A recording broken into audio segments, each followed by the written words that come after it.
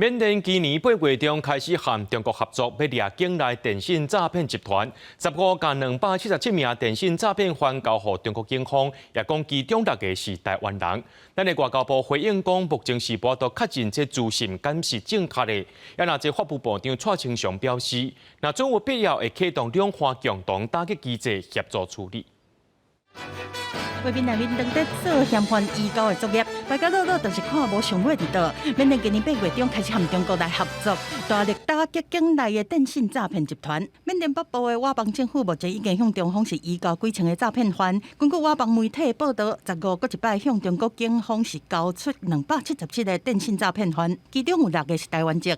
我方暂难确认相关资讯是否属实。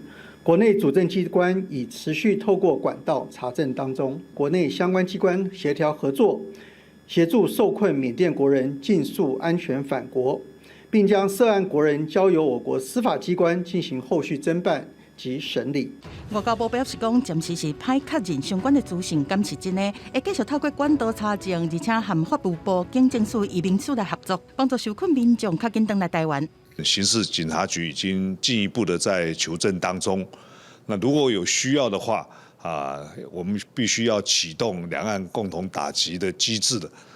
法务部的国两司会有联系窗口我们会来做协助处理。